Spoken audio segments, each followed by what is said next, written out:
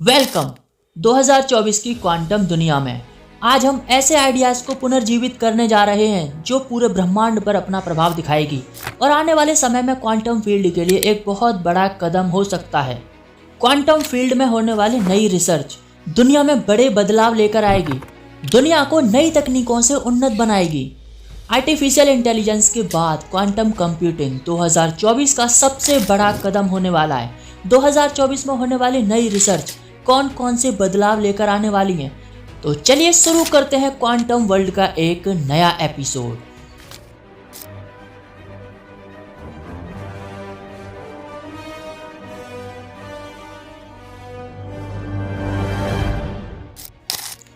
Number 1, quantum qubits में बदलाव। Quantum computing के क्षेत्र में एक नई युग की शुरुआत करने जा रहे हैं। क्वांटम कंप्यूटिंग में 1225 क्यूबिट क्वांटम कंप्यूटर की हाल ही में घोषणा की गई है, जो IBM ऑस्प्रे से लगभग 3 गुना तेज होगा। ये रिवॉल्यूशनरी कंप्यूटर फार्मास्यूटिकल और साइबर सुरक्षा जैसे क्षेत्रों में एक नई क्रांति लेकर आएगा और क्वांटम कंप्यूटिंग की क्षमता बढ़ाएगा, जिसके जरिए अकल्पनीय जटिल से जटिल कैलकुलेशन आसान होगी।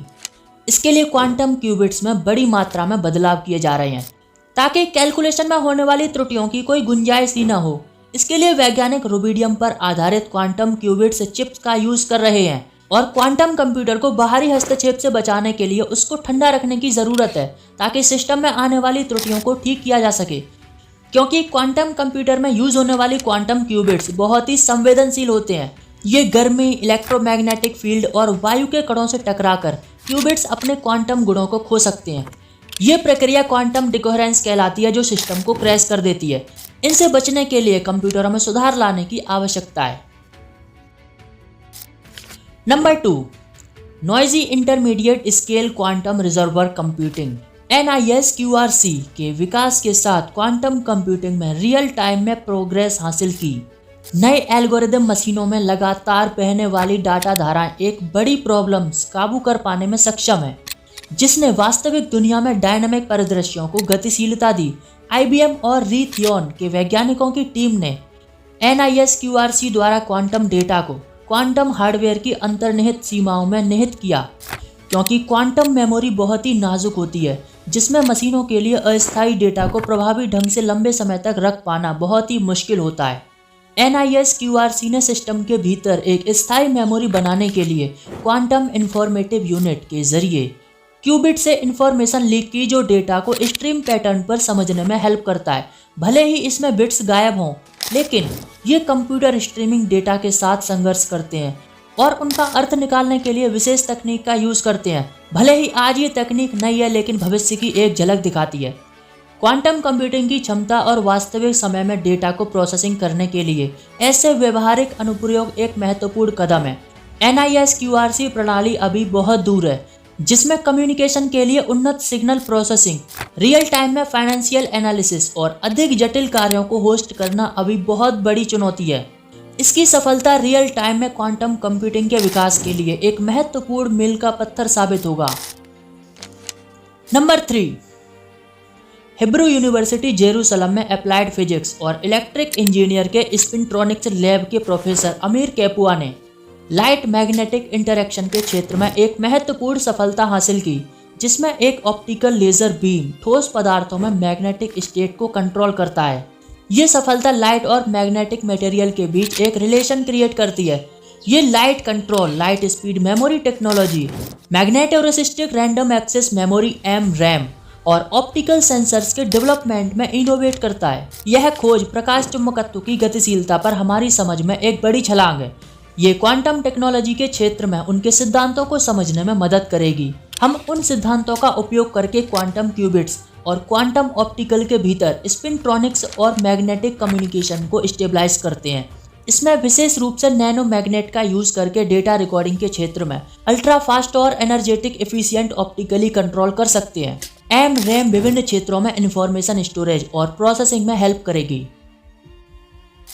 Number 4, quantum entanglement quantum physics की एक ऐसी प्रॉपर्टी है जब दो या दो से अधिक सिस्टम एक दूसरे से इस तरह जुड़ जाते हैं कि उनकी क्वांटम स्टेट को सेपरेट एक्सप्लेन कर पाना बहुत ही मुश्किल होता है। क्वांटम इंटेंगलमेंट क्वांटम कंप्यूटर के लिए बहुत ही मायने रखता है, क्योंकि इंटेंगलमेंट जितना अधिक होगा क्वांटम कंप्यूटर उतना ही ऑप्टिमाइज और इफिशियंट होगा। ब्राजील के रियो क्लोरो में साओ पाउलो स्टेट की university institute of Jio sciences and exact sciences IGCEUNESP से जुड़े रिसर्च ने इंटेंगलमेंट को कैलकुलेट करने की एक नई टेक्नोलॉजी डेवलप की जो क्वांटम कंप्यूटर के निर्माण में ऑप्टिमाइज है।